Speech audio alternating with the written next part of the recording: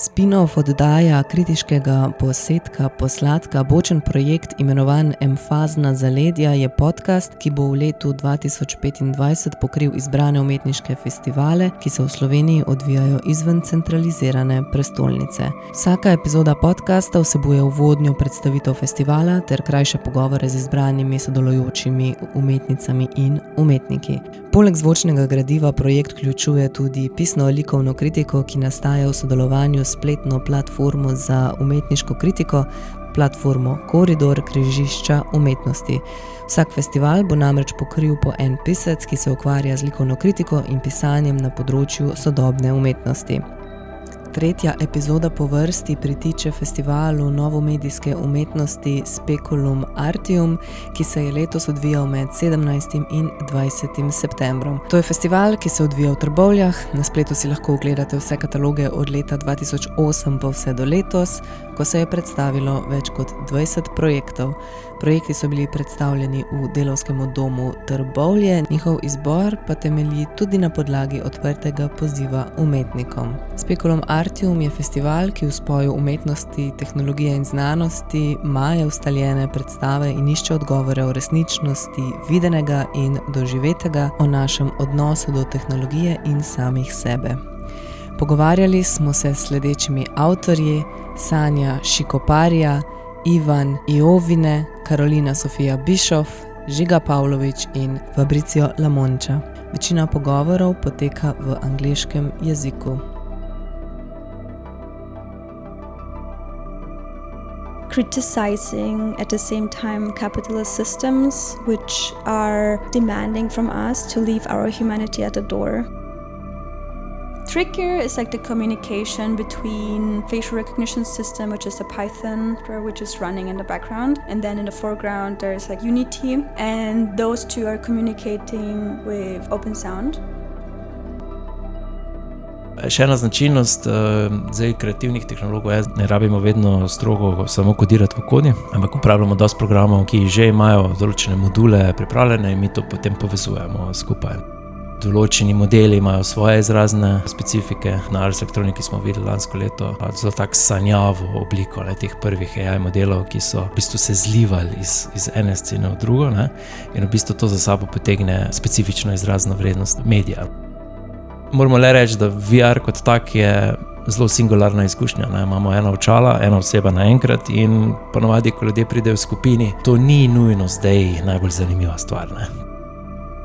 This work allows people to see plant biofeedback in real time, visualized.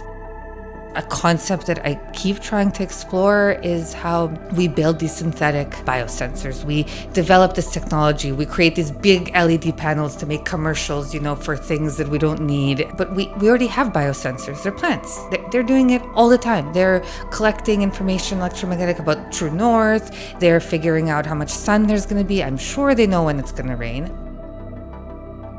So we share data with our computer, and this is a very, very similar function between nature and technology. So the idea was to create this stack, so robotic framework. Well, at the robotic space, it refers to this term by Foucault in an essay that I think is called Other Spaces. It's kind of like a bridge between a real space and an utopic space, so it's kind of a space in between all these different kind of realities and scales and temporalities that they are overlapping and coexisting without really touching each other.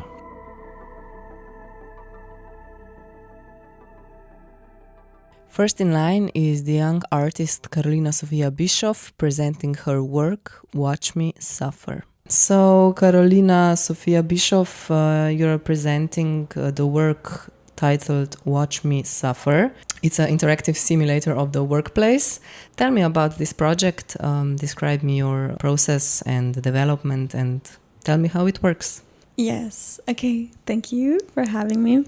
So, Watch Me Suffer is an idea that came to me last winter. I have, while on the side I do the masters in interface cultures in Linz, I have a corporate job. And in this job, I also have to be in the office, and I was having menstrual cramps. And I was trying to stay composed and try to act like nothing was happening.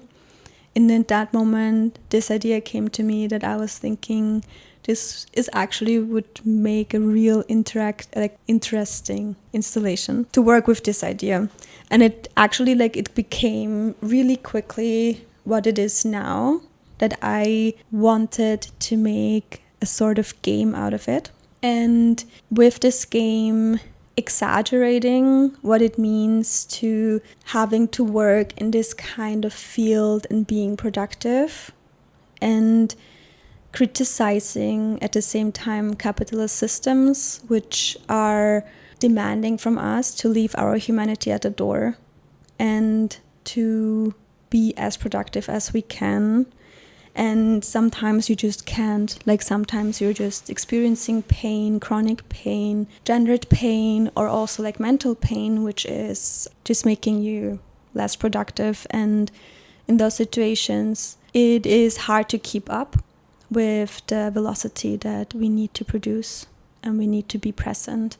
So this work comes from your personal first-hand experience. Exactly. So the whole installation is actually like an office desk with a computer and all the little, the books and the little things that people have on the table, such as this.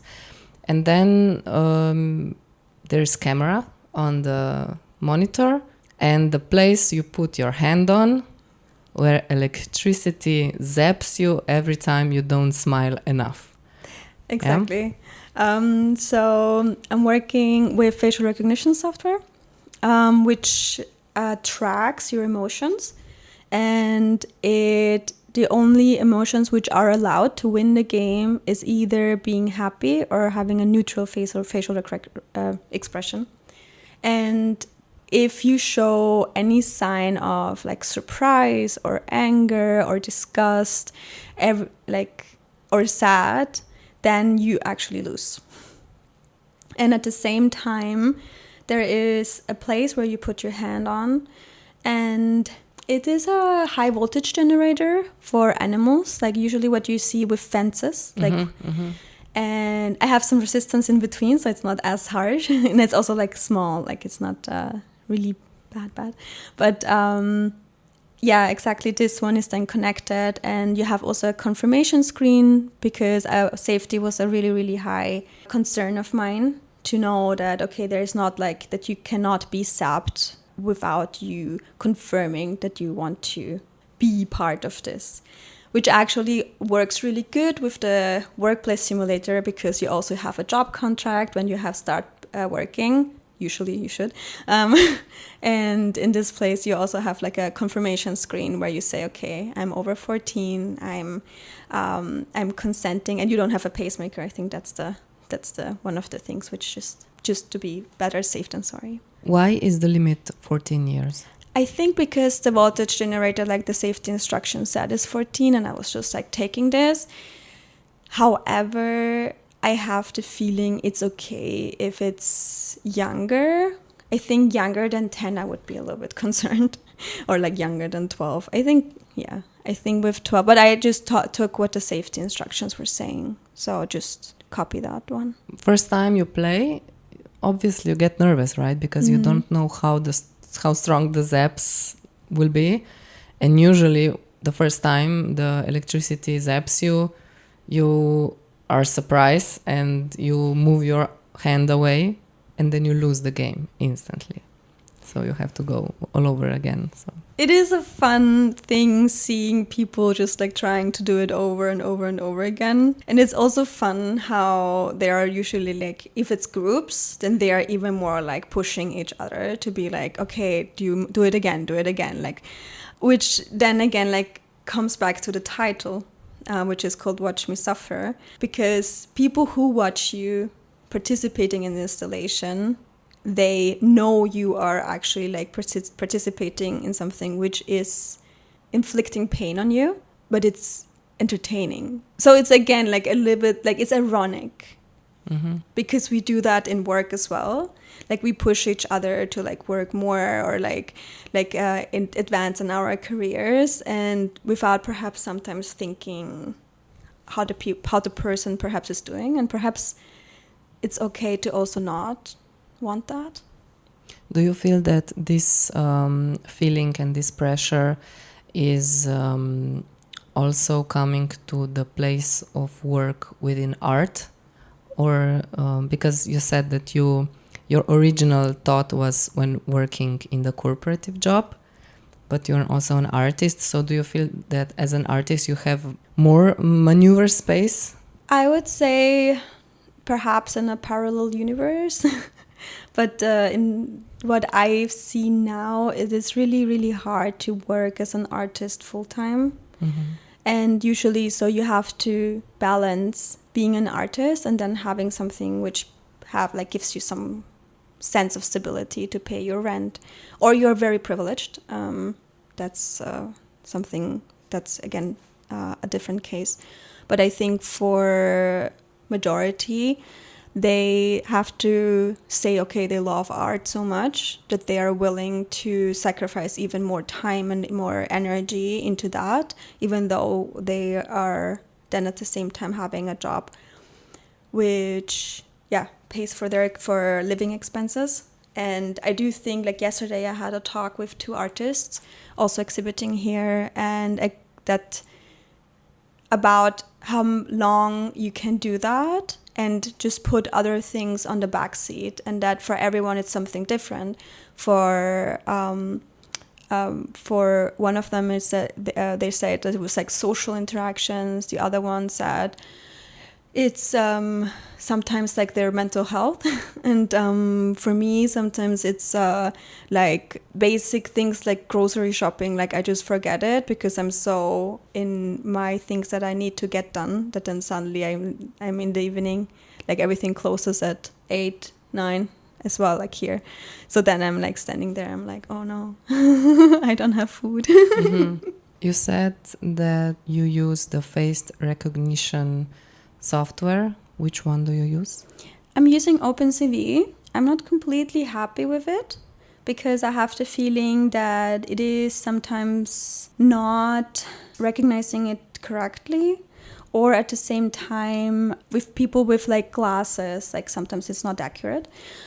However, I also was thinking about it a lot, that perhaps it's also like a comment also on surveillance, because we know that, I think here in Europe or in the EU, we're more protected, but we know a lot that in the US that they are tracking really like their workers with mouse movements or like camera and whatever. And then also to see that a lot of this technology is not as advanced as we would like to believe. And then they're used to track or surveil, and actually it's not accurate enough to make a judgment. But also like it's again like just commenting on like presence and just acting like then really what you're producing, because productivity can't really be measured in that way. So the whole thing you made yourself, right? I read that you are also a front-end engineer, so you wrote the whole thing. Yeah. Yeah. What was the biggest issue, if you had any, like maybe technological problem, or besides that not so great facial recognition algorithm? Because I also imagine that beard can be a problem, or maybe the tone of the skin. Yeah, like I think with the facial recognition, I then heard from other colleagues of mine, artist colleagues, that they recommend MediaPipe. So I wanted to like look into that, and I was even like starting to train data, but training data just takes really long, and it in the end had an accuracy of 30%, and I was like, okay, no, I cannot use an accuracy of 30%. So I actually want to go into that again, but I'm not a data scientist, so this is something I would say which was the hardest part for me. I did the whole game in Unity, it was also funny because some people asked me, because it looks like Windows, like it was like it has like this 2000 aesthetic, and I was mostly just like looking at the old interface and just trying to copy it as good as I can. But it's actually everything is made in Unity, and I worked with Unity before, so that part was actually really fun. And then I have the communication. I think this is one part which was a little bit trickier. It's like the communication between the facial recognition system, which is a Python, which is running in the background. And then in the foreground, there's like Unity, what you see. And those two are communicating with Open Sound and Open Sound Control. Then again, there is this, my ESP32 connected to then turn on the whole voltage generator, which is connected to a battery, and that this is not running the whole time. It is also like with a relay, it's connecting like the battery with the voltage generator. This part was not so hard, but it was more like I had to do all three things and then like bring them together in the end, and I was super nervous about that. What is the percentage of failure? I mean, do they call you like every 3 hours, hey, something broke down, please come to fix it? Or the electricity does not zap anymore? Or electricity zaps more for some reason? That part did not happen. I'm very glad about that. The part which is actually showing the most trouble is the two webcams. Because I decided in the end I need one webcam for the facial recognition software, which is... like I need the stream of the face data to know, okay, which emotion it is tracking. But I also felt that I want in Unity to show the face, because then people have like a feedback to see, hey, this is my face, and how am I like, is it still like happy, like the percentage of like which kind of emotion the facial recognition is tracking. And sometimes the webcams, for some reason, like the program wants to, because like when I was developing on a laptop, I was able to just use the webcam of the laptop, and that was not a problem. But then when I worked with like real webcams, I don't know. I'm pretty sure that there is a solution for that. I still have to find it. Are your other works also interactive? Is this important to you? I mean, what do you think about interactivity in the contemporary art, for example? In this case, like, you have to feel it on your own skin, so you get the irony of the whole theme. I'm glad you're saying that. This is something which was really important for me, is like the humor behind it.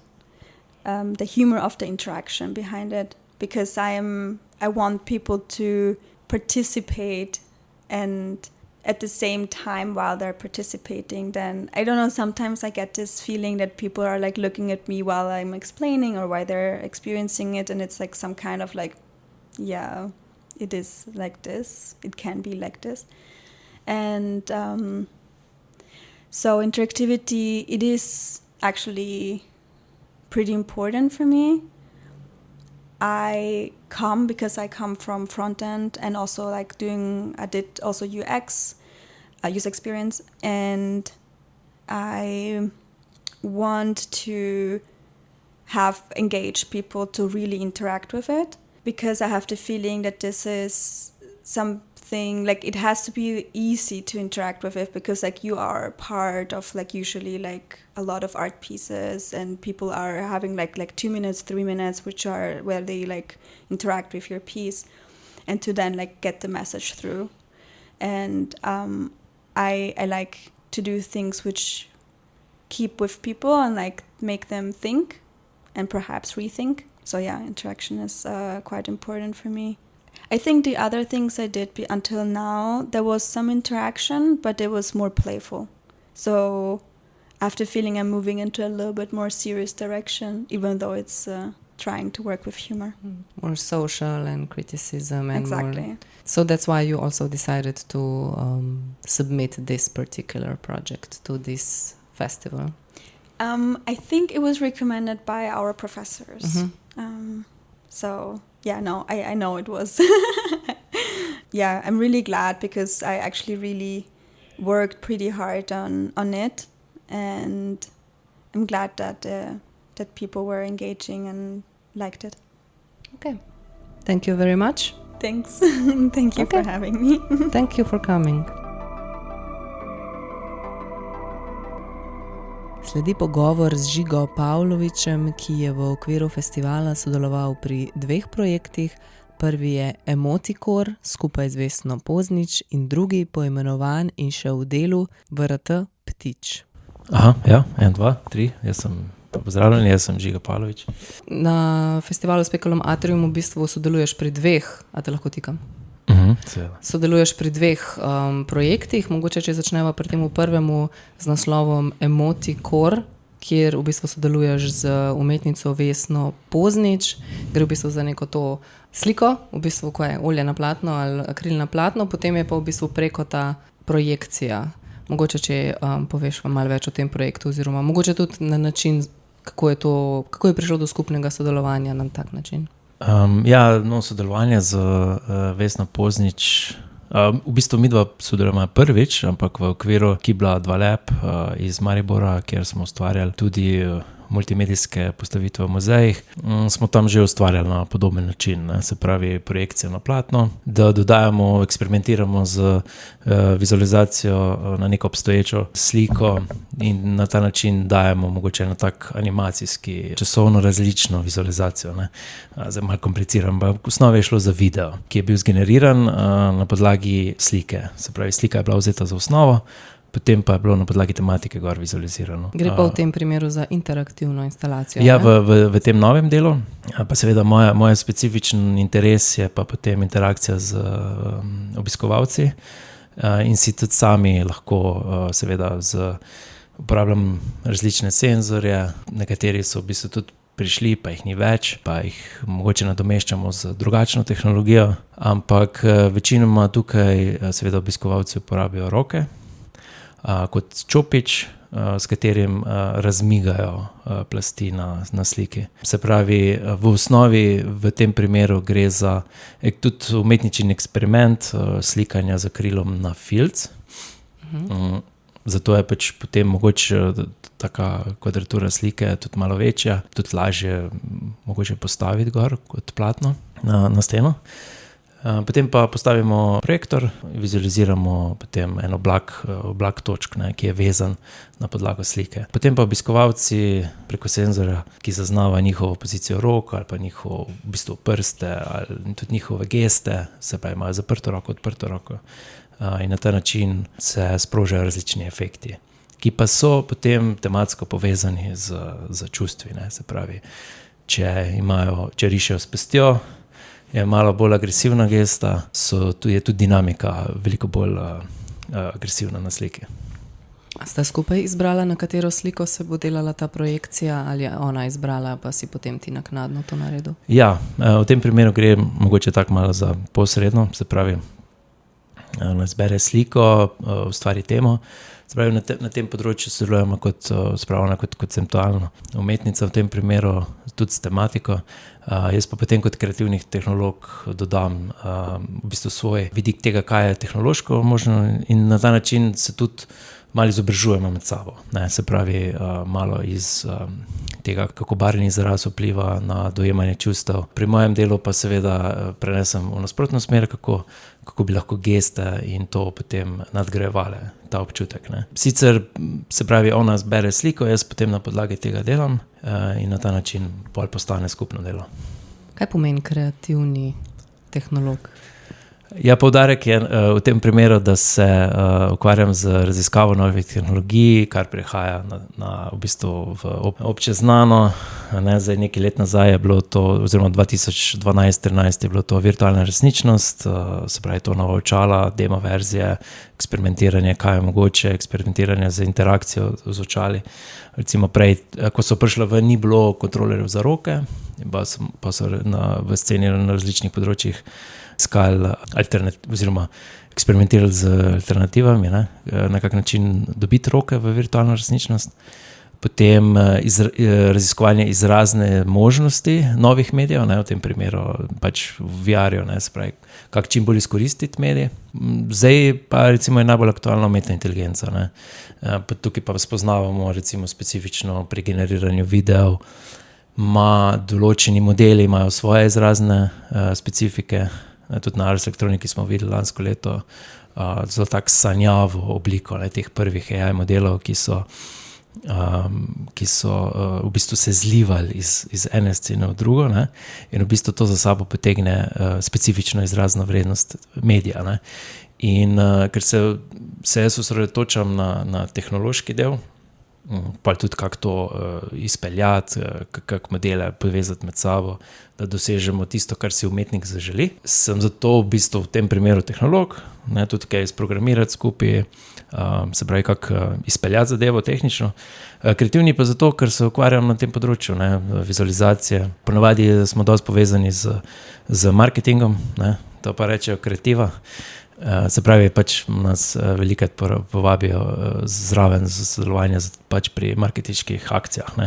Recimo, tudi nekaj časa nazaj je bilo popularno ti filtri na Instagramu, AR filtri, augmented reality, pač te maske recimo, in potem izdelava teh mask dobesedno v programu za Instagram, oziroma za ustvarjanje tega, kaj pač Facebook ponuja, Scratch ali pa, vsak od teh platform ima potem svoj program. Še ena značilnost zdaj kreativnih tehnologov je, da nismo zdaj nujno, ne rabimo vedno strogo samo kodirati v kodi, ampak uporabljamo dosti programov, ki že imajo določene module pripravljene in mi to potem povezujemo skupaj v takem vizualnem programiranju. Povezujemo te različne člene med sabo in v bistvu ti vzorci se pa tudi ponavljajo med sabo. Zdaj, če uporabljamo recimo te programe, ki sem jih omenjal za ustvarjanje AR filtrov, imajo noter lahko zelo podobne načine za ustvarjanje shaderjev ali pa grafičnih elementov, kot je v touch designerju recimo. Specifične metode se lahko prenašajo med različnimi programi.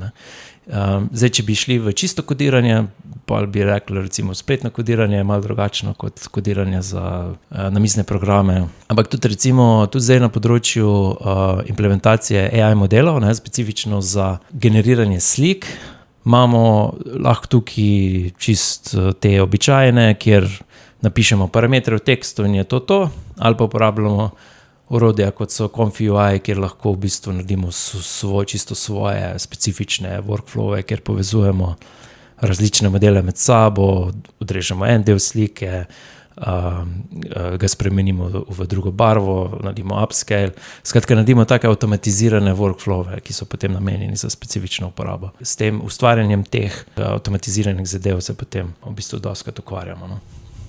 A pa ti potem v resnici freelancaš na tak način in se nekako giblješ med nekim tem umetniškim svetom, malo bolj kreativnim, malo bolj svobodnim, razpoščenim in na drugi strani neko industrijo v resnici? Ja, to je, na koncu smo velikokrat vmes, ja. Sodelujemo umetniki, ker pač umetniki kot taki se ukvarjajo bolj s konceptom, več časa namenijo tem raziskovanju tem specifičnim izraznim načinom, kako izraziti te teme. Medtem ko kreativni tehnolog, pa ker se ukvarjam bolj s tehnologijo, potem sodelujem z njimi zato, kako to potem, oziroma tudi svetujem, katero tehnologijo bi bilo najbolj uporabiti, katero pač ima tisto izrazno vrednost, ki jo oni želijo. Ne bi glih rekel razpoščeno, je pa res, da omogoča potem mogoče malo več svobode, tudi medsebojnega sodelovanja, ker dostikrat pride do brainstorminga med umetnikom in menoj. Pride do brainstorminga, ker skupaj v bistvu potem tudi gradimo, da smo mogoče malo tudi soustvarjalci.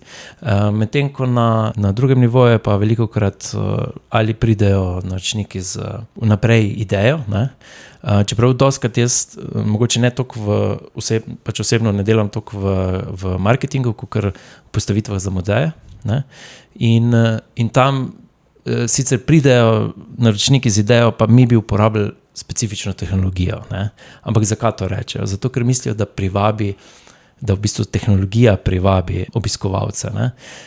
In jaz tukaj potem vedno svetujem, ne, dajmo se osredotočiti na zgodbo. Ne? Na koncu bo zgodba tista, ne glede na tehnologijo, ki bo pustila vtis. Seveda, na kak način je ta zgodba izražena oziroma predstavljena, je lahko pač unikatno ali pa specifično. Ne?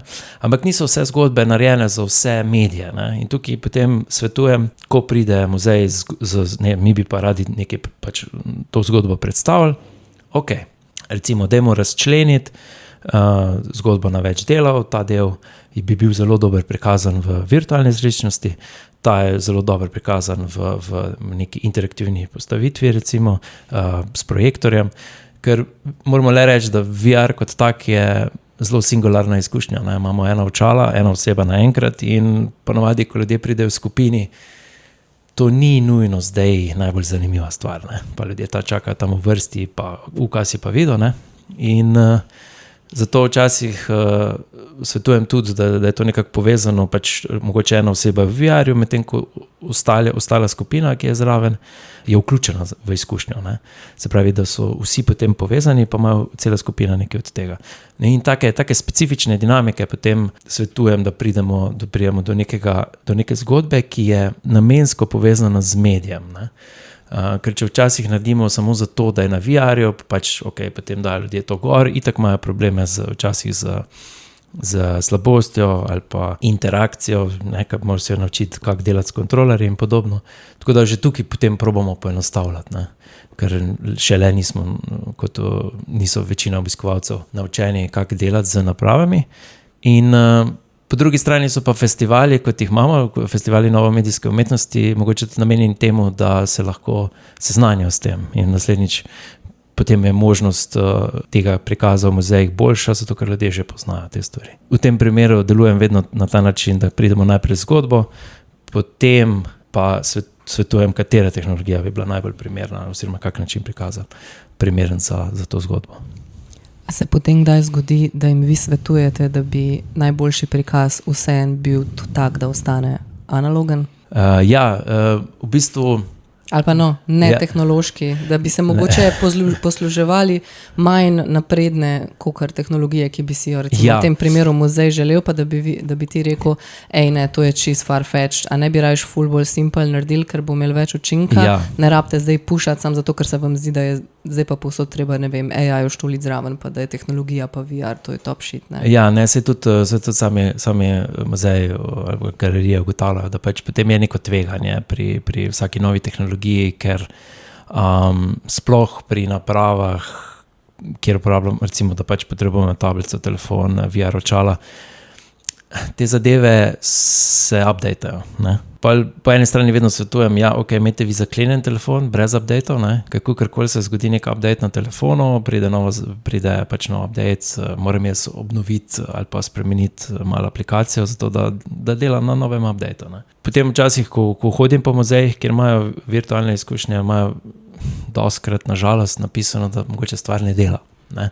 Ker pač so le narejene po naročilu, narejene so enkratno, ponavadi nimajo teh pogodb o vzdrževanju, ne?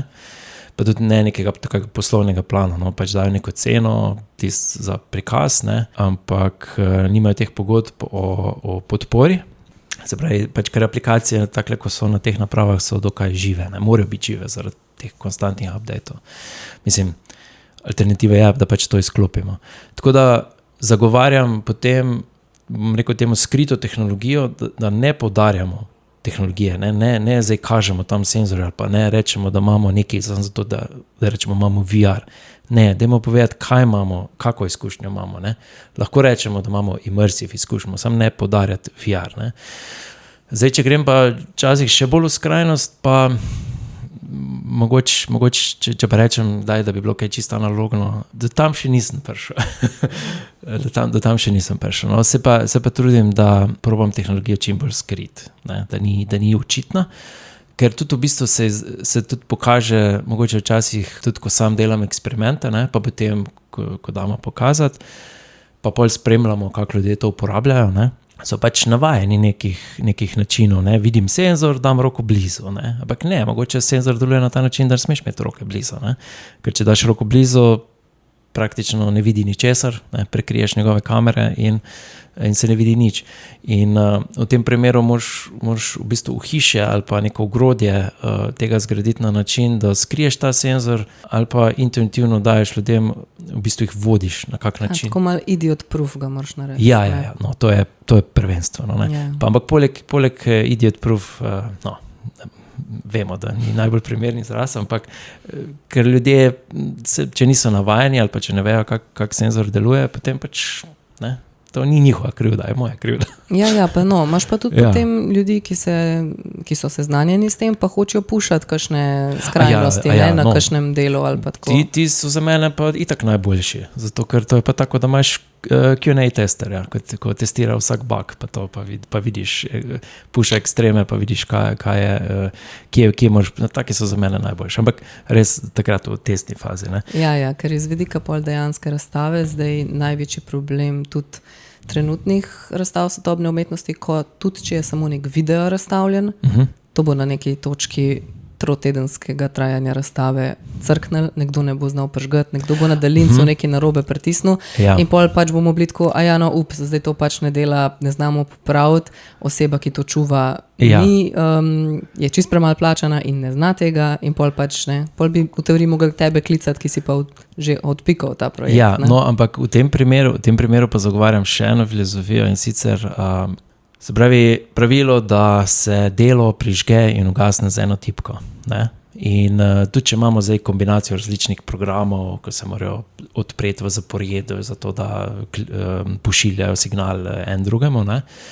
Se da to potem napisati v skripti, se pravi, se naredi ena taka avtomatska skripta, ki potem odpira programe po vrsti, povezuje, lahko tudi naredim včasih simulacijo miške, da pač miška točno poklika določene parametre ali pa settingse. Takrat, ko se zadeva prižge. Tako da mislim, en klik filozofija, kakorkoli. Po možnosti sam vklop v elektriko, da se sam zalavka. Ne, v nekaterih muzejih je to pogoj, ne dajo kot pogoj. No, tudi v elektriko, ampak to je ponovadi tudi povezano, mora biti računalnik že tak, ne, da omogoča, da se prižge takrat, ko prije elektrika nazaj, ker ko imamo stalne postavitve, seveda gre elektrika ven, ne. In ponovadi smo imeli tako naštiman, da pač prvič mora imeti računalnik nastavitev, da se ponovno prižge, ko prije elektrika nazaj. In ko se prižge, do konca se sproži potem tudi tista skripta, ki prižge te programe nazaj. Ne? Tako da ponovadi pa, ko smo imeli več se pravi polletno oziroma enoletno postavitev, ne, smo pa imeli vedno tudi seveda te remote povezave, ne, na računalnik, da si pač lahko od kjerkoli, tudi prek telefona, pač samo da rabiš internet signal, se priključiš noto računalnik, poklikaš tiste zadeve, če so bile kakšne res specifični edge case, da si pač rešil zadevo. Ne rabiš vedno iti na teren. Ne. Zdaj, če imamo VR očala ali pa take stvari, pa ponovadi tako, da zaklenemo, ne, da se ne updatejo, ravno zaradi tega, ker če pride do update, včasih spremenijo tako veliko stvari, da potem aplikacija ne dela več. Ko smo glih pri stvarih, ki ne delajo, torej na festivalu je še eno delo razstavljeno, kjer si ti zraven. Povej mi še o tem delu, ko smo glih prej tam bili pri unemu stolu zraven. Kaj je tisto in kaj bi mogel biti, pa in kaj je problem, da še ni perfekt? Ja, je še zmeraj v eksperimentalni fazi. To pa je malo bolj, se pravi, nadgrajeno VR izkušnja, kjer pač nimamo samo VR očal, ampak ker je namen izkušnje plezanje po dimniku. Zdaj, trbovski dimnik ni tako prosto dostopen zaradi nevarnosti, ampak ljudje imajo še zmeraj fascinacijo.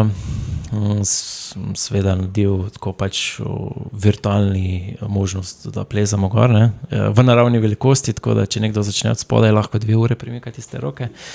Ampak ena od fascinacij je tudi seveda, da bi nekdo skočil dol z bench jump, ne? In pač, ko skočiš dol, zdaj težko telesno simuliraš to, da če stojiš. Če stojiš.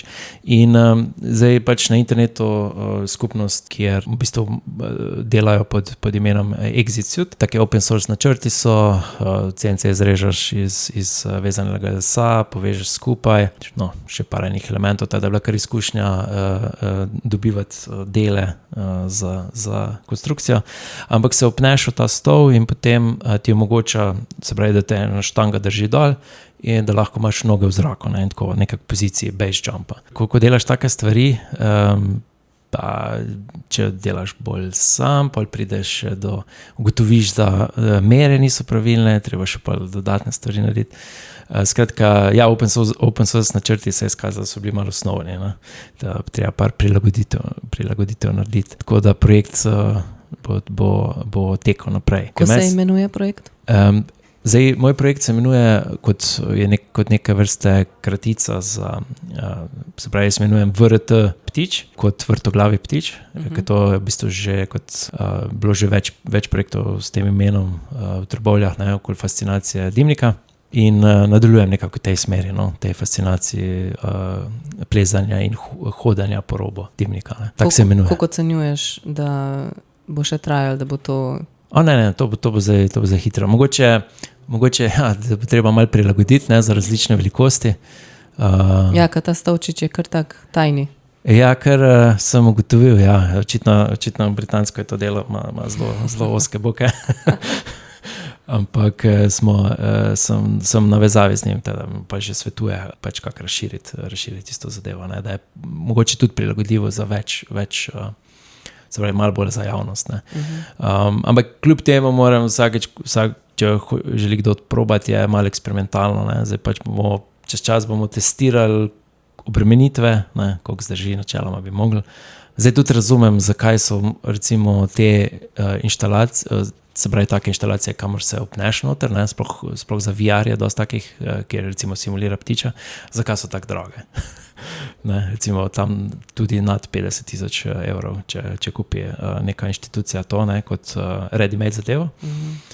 Ja, morajo testirati, morajo licence narediti, morajo garantirati, da je stvar varna, ne, in to potem testiranje pa vse to stane. Ok, najlepša hvala za ta pogovor. Ja, najlepša hvala za povabilo, pa me zanima, ja, kako se bo to obneslo. Mene zanima ta ptič, bomo videli. Ja, se bo, saj jaz se želim, da postane del stalne postavitve tukaj, no. Kot taka specifična izkušnja, bo pa res mogoče za par navdušencev, no.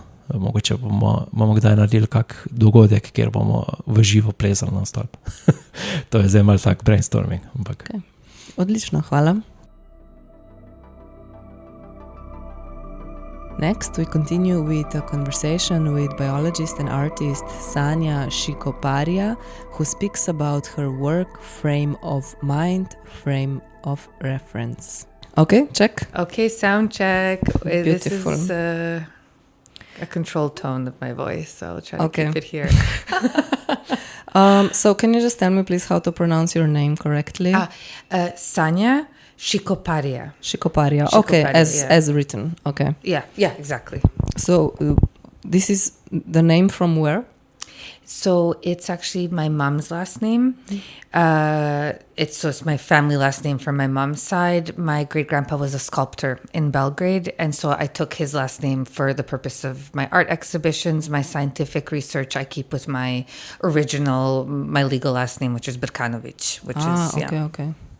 Šikoparija. It's like first time. No, it's really unusual. There's only one Šikoparija family, and I only have two other male cousins that have that last name, and no one else. Can you please describe to me this project of yours that you are exhibiting in this festival? So the title is Frame of Mind, Frame of Reference. The idea of frame of mind and frame of reference is really to allow people to interpret and to interact with their environment in a way that they normally wouldn't be able to interact with it, or in a way that's a bit less visible. I do a lot of biofeedback art, so I work with EEG biofeedback, other types of human biofeedback, and because originally actually I'm a biologist and a sustainable development researcher, I work a lot with plants, and so this work allows people to see plant biofeedback in real time, visualized. So rather than seeing it on a screen with numbers, it's actually connected to visualization that visually interprets what the plant is experiencing at the time. And then the work itself allows people to interact with the plants and then see their own biofeedback in relationship to that plant as a sort of unseen interaction between people and their environment. So the whole piece is like big screens, like big panel screens.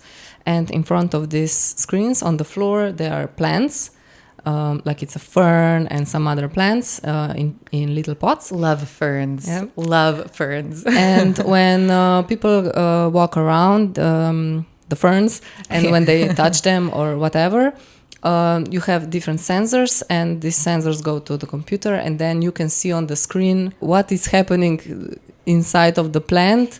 It's visualizing on the big screen, like with colors and with shapes, right? Yes, exactly.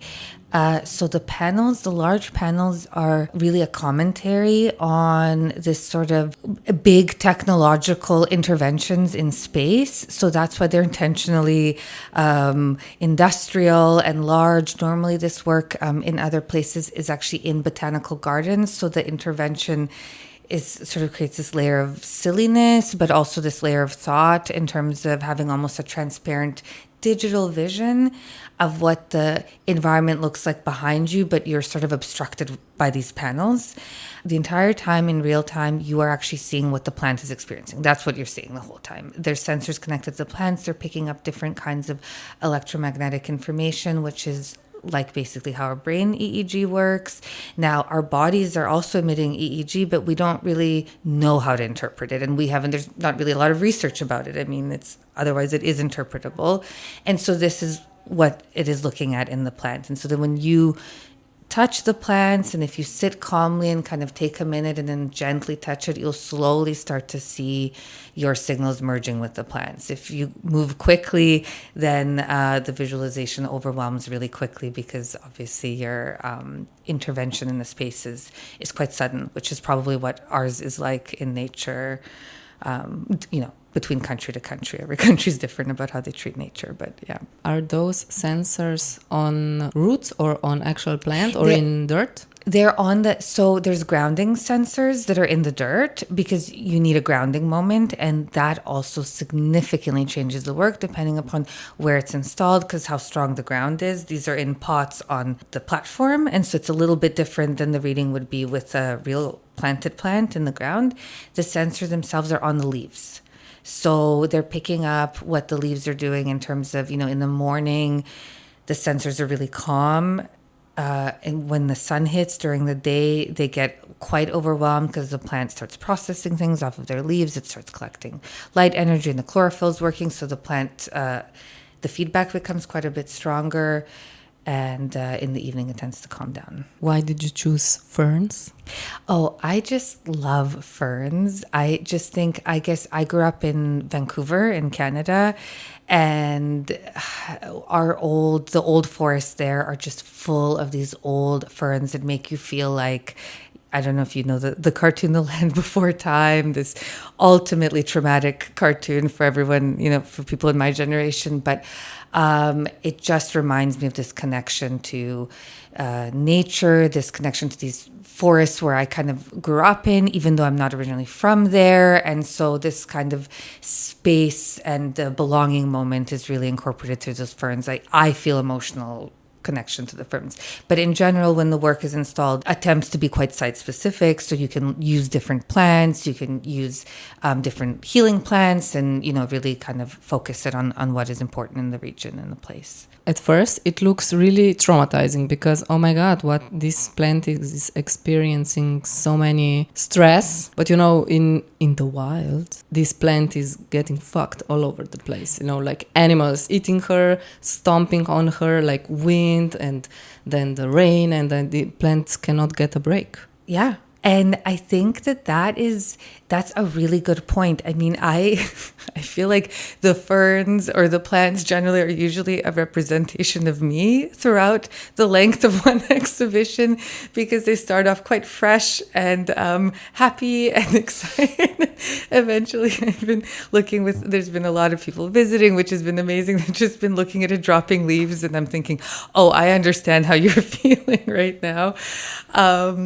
But what I do, and what this exhibition is also doing, is recording time-stamped 3 times per second every single signal the plant is outputting, including when it's interacting with people. Because what I do is I do this in nature often and actually collect and compare so that we can start scientists, teams of scientists can start learning more about these ebbs and flows, because you're absolutely right. Plants experience all kinds of things in nature, and it's not a bad thing. It makes them more resilient. It makes them better at communicating with each other. And the main point is that we don't know how to interpret this information yet. And another very important point is that, or a concept that I keep trying to explore, is how we build these synthetic biosensors. We develop this technology. We create these big LED panels to make commercials, for things that we don't need. And but we already have biosensors. They're plants. They're doing it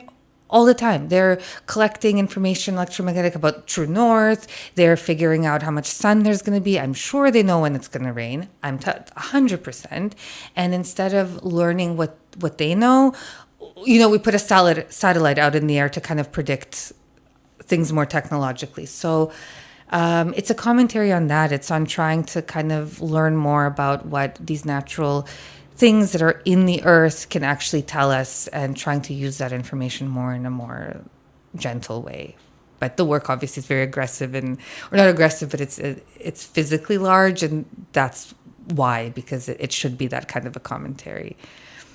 Is your work as an artist and as a scientist like 50-50, or do you fly? One time you're more doing art, and then the other time you do more scientific stuff? Yeah, that's such a good question. I would love to do art all the time. I would love to disappear in that, to just lose my person self in that, and I would love to only do that and not even have to exhibit. I would just love to just do that, and that just be it. In reality, it's maybe about, it changes, because I do projects. So I try to pick research projects. So I try to pick a research project that is in line with my ethos, with something I believe in. I do try to do projects in agriculture and disaster risk reduction, so that then when I'm on the terrain there, learning and talking to people and learning about what they're dealing with and how to try to improve their situation, I can take some of those ideas and then put them into the art itself. And so the two definitely feed into each other. But I don't know, if I could just close my eyes and imagine, I would maybe just disappear. I would cease to exist, and all I would be doing is this art in this kind of ethereal space, and I wouldn't have to do anything else at all. This piece of yours is quite interactive, actually. It's like a triangle, interactive, right? It's not only a visitor and an art, but it's a visitor, a plant, and somehow the art, if you say the panels or the art. So are your other work also interactive, and do you find this important in your art practices? I do. They always end up interactive. I always start a project saying, this time, Sanja, you know better. You're not making it interactive. You're not making it real time. You're not making it overly complicated. And so that you can set it up and relax and see people interacting with it and walk away from it.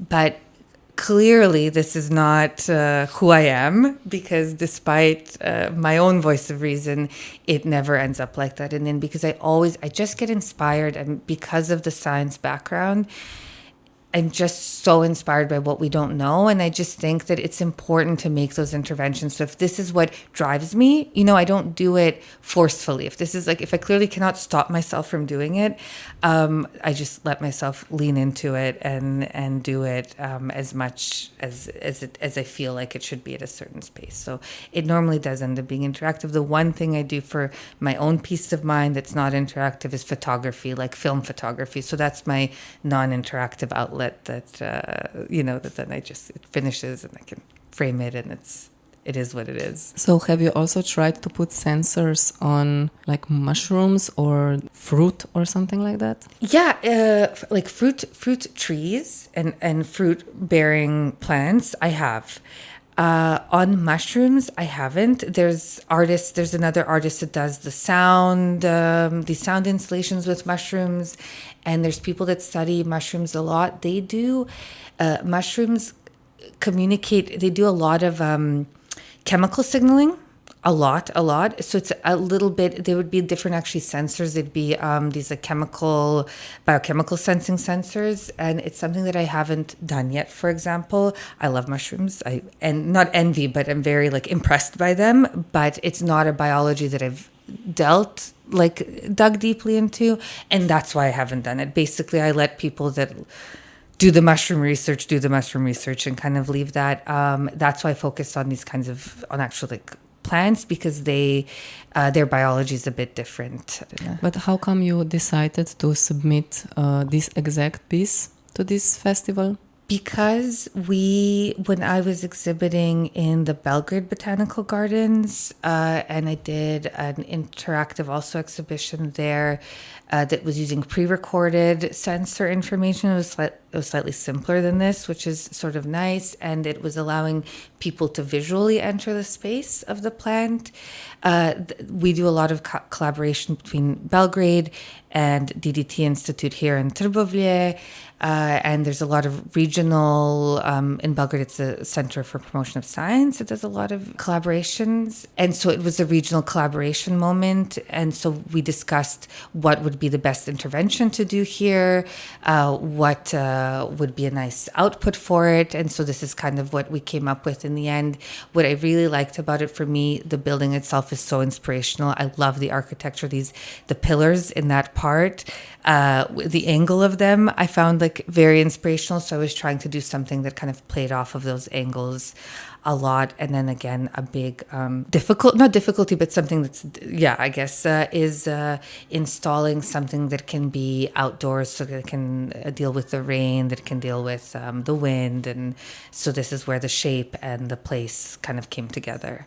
Yes, we forgot to mention that your piece is actually outside. It's an in outdoor front work. of the building. Yes. And okay, maybe a last question. So these visuals that happens on screens, yes, you made them? I made them. You also made them. I made them. So I, at one point, will maybe stop being a one-man show. But I also, again, I think it's my obsessive nature. I simply get obsessed with every detail of something that is a scientific, or not even but biological, that's our environment. I mean, I could look at anything. I could look at this beautiful picture behind us and spend a lifetime kind of contemplating the details of it, I suppose. And so, I did the visualization, uses like local plants, creates a collage of them. So they're collected from various plants, and then processes the points in them with physical information. So it puts them in a 3D space. And then certain points are connected to the feedback of that the plant is feeling. And so then the one point that moves pulls the rest of them in a certain direction. And that's the way that felt the most honest to interpret the biology of what the information that the plant is outputting. And that's something I put a lot of thought into. I mean, I guess there's X different ways you can sort of do this, but this was the way that kind of, all these little neurons, I mean, plants, but the different like plant cells and how they're communicating, all those tiny little points that are communicating with each other with these little electromagnetic sparks. That's what I tried to visualize in the point that's why I used point clouds and having them kind of be this intricate connection of one with the other. If we would left the ferns on the sun for 2 weeks and they would dry out, also the installation would be silent? It would go crazy. Actually, the opposite would happen. And that's something that's really interesting. And thank you for asking that question, because it sort of reminded me about what I wanted to say earlier. The feedback is cleaned. So because there's a lot of noise that happens. And so what you are seeing is really just what the plant is outputting. Otherwise, you'd be seeing cell phone radiation nearby. Those things are all in different sort of ranges of frequencies and different wavelengths, let's say. And so you try, and you sometimes succeed, sometimes you don't, but to clean out all of these other things. But the plant itself actually also sort of cleans. I mean, when it connects to the plant, it then picks up like the plant's ebb and flow and can clean everything else.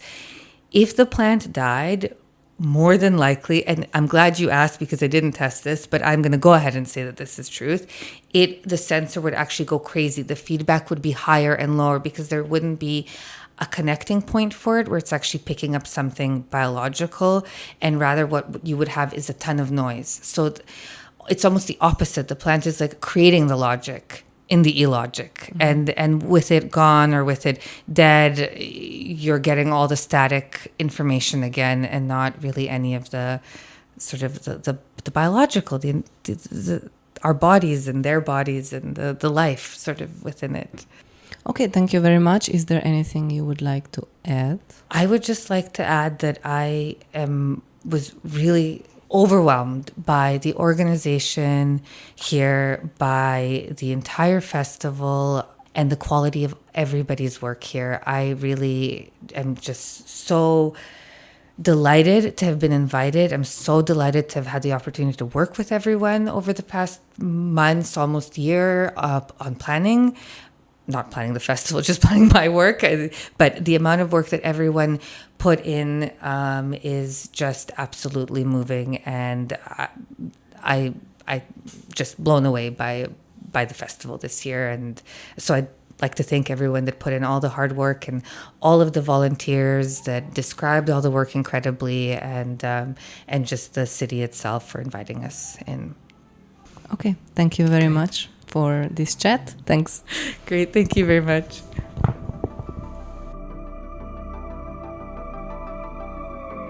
Joining us as well is Ivan Iovine with his project Net Natura.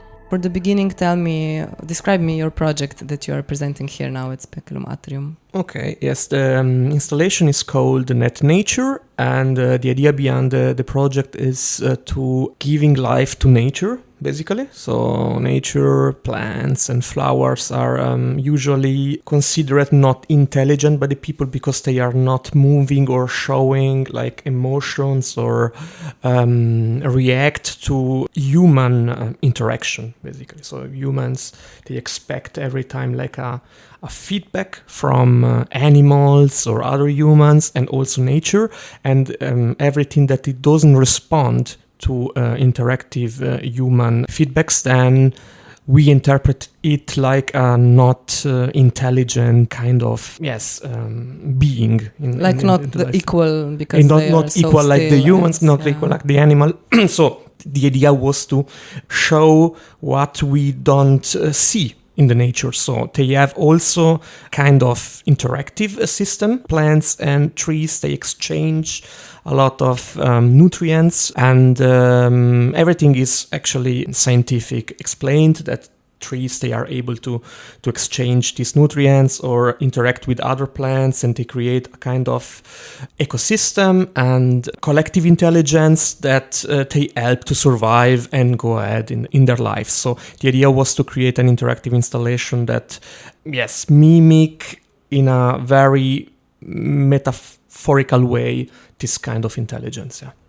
So the installation is actually a bunch of flowers that actually move in connection with human when human approaches to them. So these flowers are they like 3D printed, right? Yes, they are 3D printed completely, and they have two motors that it moves the body of the flower, basically. And they created the so-called mirror behavior as interactive element. So mirror behaving is basically what monkeys and humans make when you try to know a new person. So you are actively, but also sometimes indirectly copy the movements of the other person or the other animal. So they are trying to get in synchronizing contact with another person, making the same movement. So basically, my flowers of Net Nature, they are 6 flowers. They react they are reproducing back the movements of the audience. So if you are moving like on the right, they are following you and they are trying to interpret the emotions. So another aspect is they are is the emotion. So I'm using machine learning algorithms for tracking in real time the face. And the flowers are able to recognize specific face expressions that they are, in the human perception, connected with specific emotions like happy or angry or surprised. So they are trying to understand this kind of human emotions and giving back a feedback using an LED present on the inside of the flower, also in the bulb of the flower. So. Which algorithms did you use for this face? They are called PoseNet. PoseNet, it's a very popular and really used body tracking model. So also a lot of security system using this kind of model, and it gives back around 300 points of your body. Mm-hmm. And you can use the whole body if you want, or in this specific case only the face. So the face has around 250 points, and you can create a so-called mesh of the face, and they are like points that connected together. It gives back basically the position and the form of your face, and using this point you can then track specific expressions.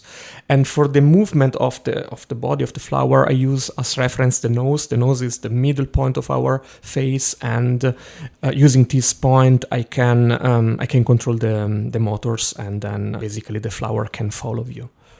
So did you choose a very specific flower? Is this based on an actual flower, or is it just like it's metaphoric basic It's a metaphoric flower? based flower. So I did some research about like how kids or how people in general draw a flower. They are using all the time the same petal style, a little bit like rounded and oval petals. So I recreated it in a 3D model and then printed. The color of the flowers is white or maybe transparent. It's transparent. Yeah, transparent. Yeah. Is this on purpose, or is this just coincidence because you had this color? No. It is a purpose with intention. So I didn't want to give a specific color like a green from the nature. I wanted to put like a flower that is in our mind. So like I said, the petals, they are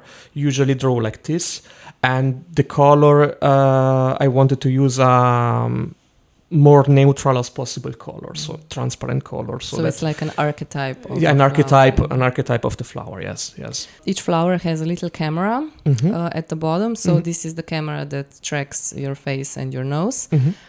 I saw that some flowers are at different heights. Is this something that you anticipated at the beginning already, or was this like an experience? Because if a person is too tall or too small, the camera does not detect it, and then the flower does not mimic, right? Yes, the camera is at the bottom of the flower because I tried multiple settings. So. And the first time I wanted to put the camera in the flower, in the bulb of the flower, but it was too heavy. So the flower then doesn't move really, really well. Then I decided to put on the bottom, and I created a kind of angle of the shell of the flower on the bottom that it puts on 45 degrees. The camera is pointed from bottom to your face in a 45-degree angle. The idea was also to create robotic flower fields. So flowers, they have in nature different kind of heights. And the idea is to also permit children and taller audience to experience at the same way the flowers. And the first test that I did with the height of the pedestals and the flowers, I created the flowers by myself. So I am 180 size, but then I realized that for children and for taller people, I wanted to use like a smaller pedestals. And yes, the idea, it was like an aesthetical idea that the flowers in nature, they have different kind of heights, and accessibility was the other factor. Factor.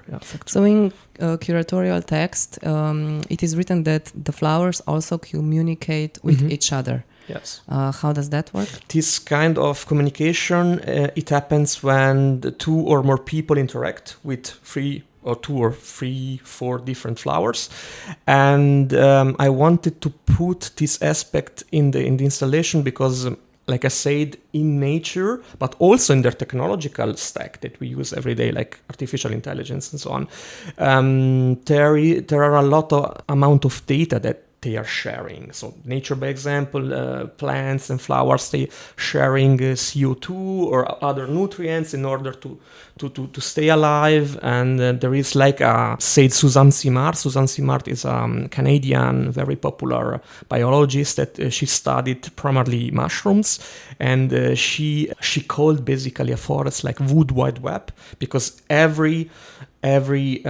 plant, flower, mushroom are connected underground. They have like a mesh, a net, and they exchange nutrients. And it's very similar to the Wood Wide Web, as a World Wide Web, so internet. So we share data with our computer, and this is a very, very similar function between nature and technology. So the idea was to create this stack, so robotic framework called ROS, and ROS enables you without internet basically to send the data from different computers. You have like a closed computer system or ecosystem of more computers that they send in real-time data to each other. So it's like a LAN party. Yes, a LAN party, yes.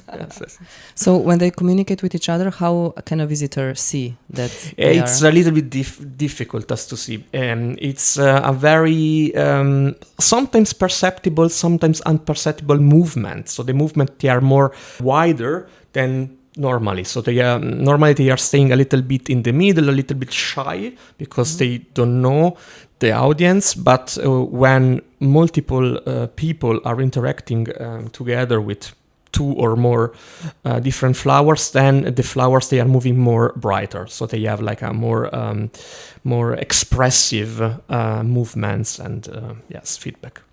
What would you say was the most difficult part of creating this piece? Did you have any technological problems or? In the idea, I created, I think, 4 or 5 prototypes. So the main problem was physically, basically. I wanted, in the first place, like I said, I wanted to put this small camera in the bulb, but at the same time, I needed to create the body of the flower so tiny and tight as possible, basically.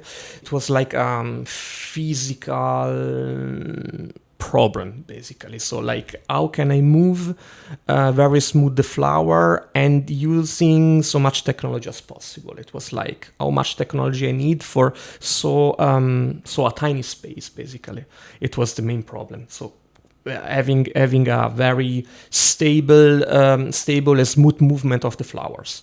And then after that, when I have a really smooth movement of the flowers, I was able to create different characters of the flower. Like I said, when you then have this collective intelligence working, when 3-4 people are interacting at the same time, then I created like these wider movements, like the flowers are moving more left and right, also much more left and right than usually.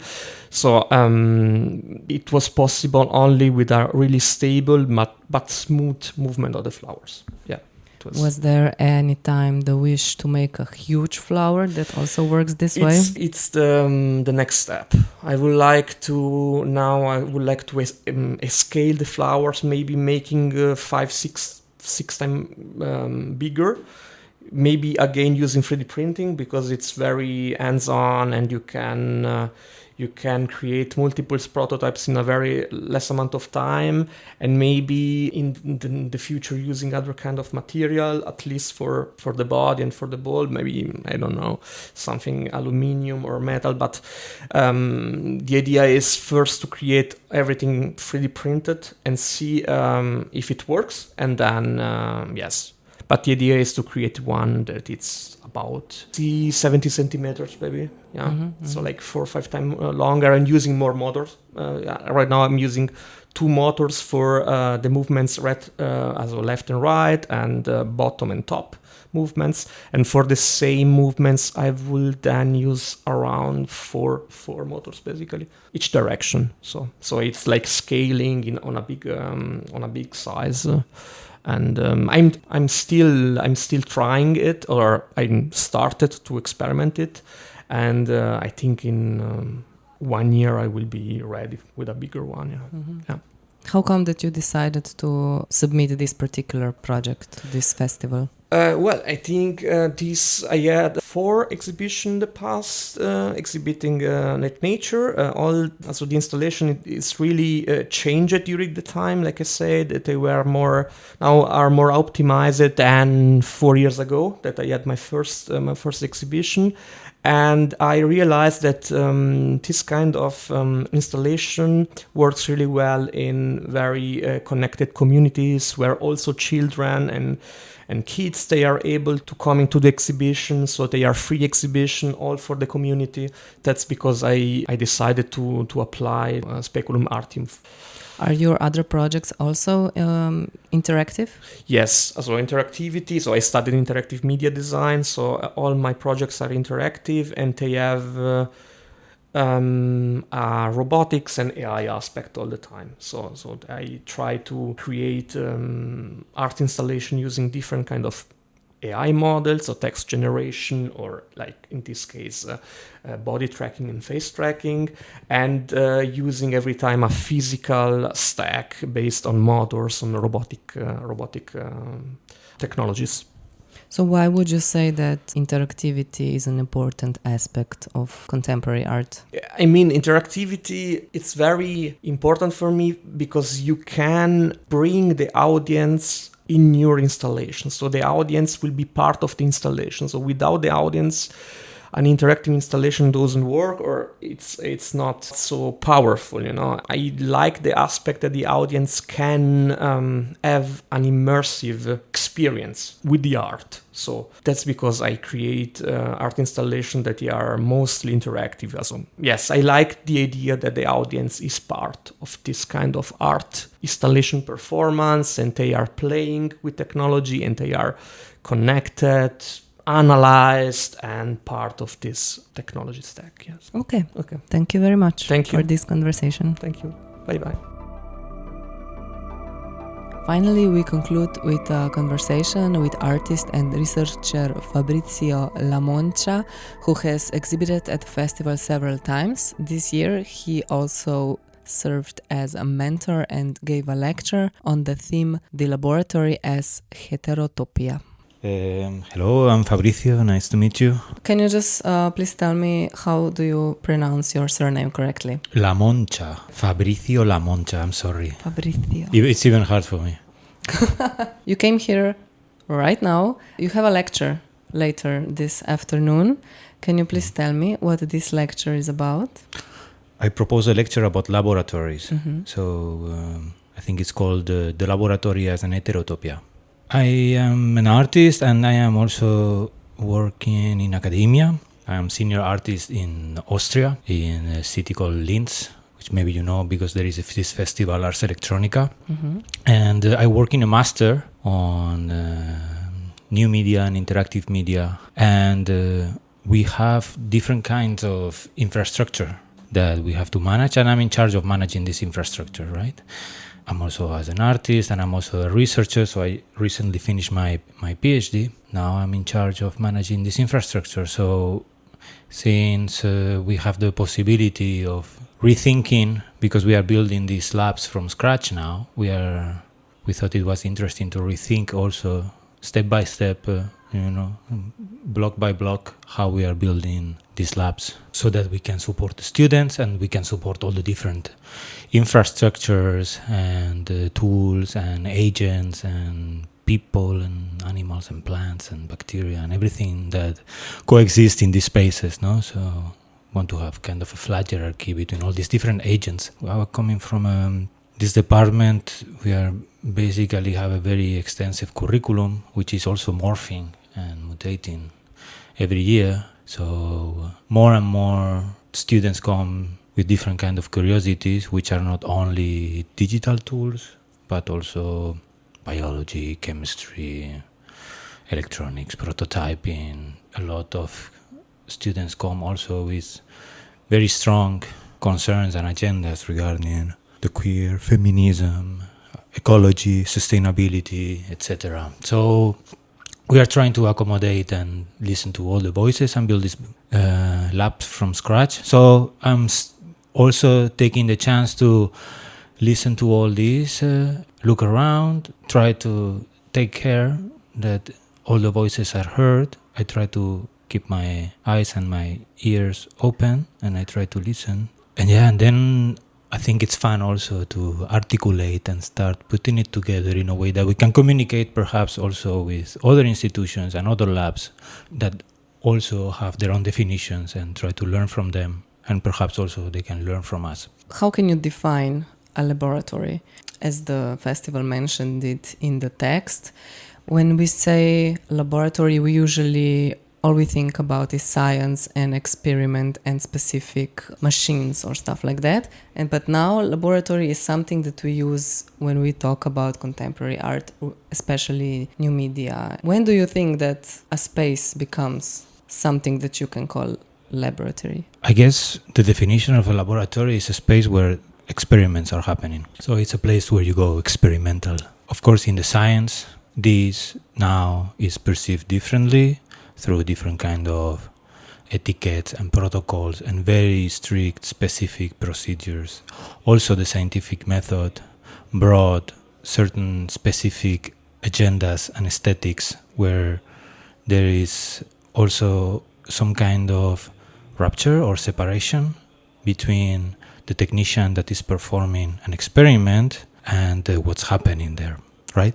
But basically we are taking this definition, not disrupting it completely, but just taking it as what it is, an experiment. Something that requires a specific space and that cannot or should not be happen elsewhere. So things, situations, encounters that perhaps would not be possible to have elsewhere because you didn't have the time, you didn't have the resources, didn't have the space, or you didn't feel comfortable performing this elsewhere. So perhaps there are things that can happen at home or within the comfort of your apartment or with your family or whoever you consider your family or your friends, but perhaps difficult to perform in an institution. So in a way, it's trying to bridge also this, taking an experiment as what it is. So a situation, an encounter between different life forms or different temporalities or different ways to experience life or not life, just making it possible in a protected and safe environment. Yeah, is the safety a big issue? Do you have experiences with artists doing experiments that are dangerous in any way? Well, depends on what you consider dangerous. Of course, there are safety cautions and all these things we also have to take into account, not only because we are alive, but because we are a university and an education institution. So the safety of the students and whoever is visiting us, researchers, or also the other life forms that perhaps are also coexisting with us in that space, we are responsible for it. But everybody is responsible for everybody. So there are certain etiquettes, certain agendas, certain rules, that people have to follow that are a bit more specific or technical or something. And then there are other kind of situations, as you call that, could be dangerous. But this is more related to perhaps the safety or the comfort of students or the people there to perhaps unfold new forms of relating to others and to themselves and to their, and to discover things, and for that you need to feel that you are in a safe space, and also a place where you understand that it also becomes some kind of third space, where all these kind of like political and cultural structures, that they define the way we define each other and also perceive the world or construct our worlds. We can also perhaps put them into question or suspend them, right? So definitions like, I don't know, victim, perpetrator, this is how, perhaps if there is something that is one of the nicest assets, perhaps, about receiving an education in an art university is space, time, and infrastructure to do whatever you want. If we go back to the title of your lecture, you mentioned heterotopic spaces. Yeah. Can you explain to me what these spaces are? Well, heterotopic space is, it refers to this term by Foucault in an essay that I think is called in French les espaces autres, other spaces, that basically define, it's kind of like a bridge between a real space and an utopic space, so it's kind of a space in between, and it's defined perhaps by this observation of this juxtaposition of different spaces within one space. So all these different kind of like realities and scales and temporalities that they are overlapping and coexisting without really touching each other, right? Why were your intention to talk about these spaces in connection to the laboratories? Well, just to highlight that there is not just one way to define or to construct a space or a laboratory, but it's an overlapping of different ways of relating. So I guess for me it's a good title because we only have one space, but everybody uses it differently and everybody relates to it differently, but at the same time everybody is trying to be aware of each other and learn from each other and respect each other. Before you mentioned, apart from students, people, visitors, there are also other live entities and creatures. Do you think, like, for example, animals? Because, I saw that some of your work where you worked, for example, with birds. Yes. So in the past I was working with different kind of animals with more or less critical reflection about them. And this is also something that is completely okay, because I experienced that in my own body as well. So when it comes to realize your curiosities, your aesthetic curiosities, I think it is okay also to make mistakes and to reflect on your actions. We learn through doing. So for me, it is also okay if students want to perform certain experiments that are imagined before that they are happening, for as long as this is not the end of it, right? But that from this experience you learn something and something moves or changes in you. I think collaboration is basically that. It's unavoidable, this instrumentalization of each other, but for as long as from this conversation or this encounter or this interspecies encounter something is moving and changing in you, then it's a collaboration and then you're learning something. So for me it's okay. So I won't judge students' experiments. I will perhaps guide, but I won't judge or stop them from performing any kind of experiment or idea that comes into their mind. Ideally, this comes in an honest way. So first there is an encounter, first you are learning something, and then ideas are coming. That's why we are trying to bring together all these agents and reflecting about how these infrastructures and different species and people, relate to each other. And from there, from this conversation, maybe ideas, or different kind of associations are happening like a band. In this year festival, some of your students are exhibiting here. Yes. Did you pick the projects that are exhibited here, or did you work together on those projects? The students in the Department of Interface Sculptures, they can decide their own topics and their own technologies, their own tools, their own collaborators. This process is only guided through a series of meetings that we have, group meetings with the professors and the students. And then the projects evolved and then they are exhibited. So we do not pick the projects. I mean, to come then to SPECULUM ARTIUM, for example, when we exhibit them in Linz, everybody is exhibiting. Whoever wants exhibits. And an exhibition there, it is a little bit of safer space because we use the gallery of the university for their first exhibition. So they have a direct access back into the labs and the workshops. If they are missing something, if something is breaking, they can go back and forth.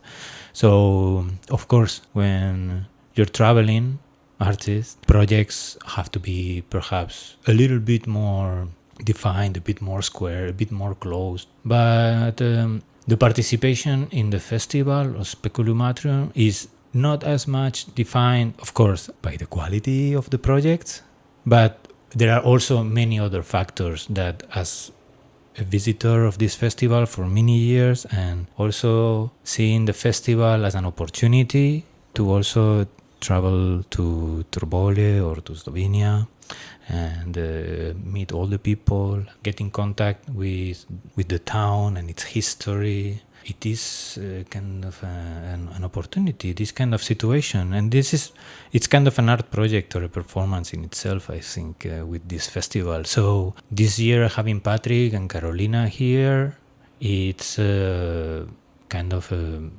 checking all the boxes because they are like great projects. On the other hand, they are like very round projects that they are accessible and checking all these different boxes, so that technically they are interesting, conceptually they are interesting, but they are also accessible to all kind of visitors. Because they are fun. It's fun to get electrocuted. Yes, especially I think in Trbovljah they like the pain. Mm-hmm.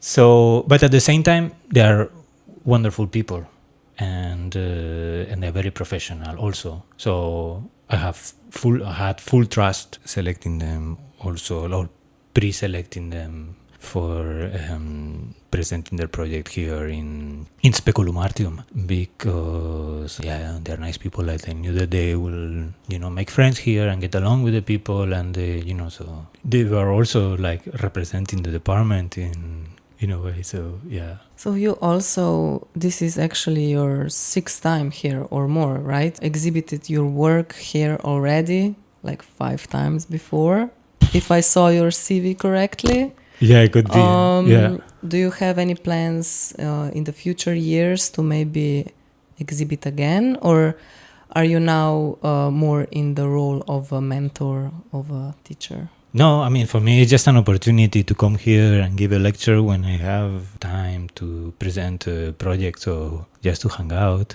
with all the production team, which are good friends. But in the future, I hope there are always more chances to participate on the festival or contribute to the festival in different ways. There was like 1 year that I enjoyed very much, where also participated as a kind of a guest curator.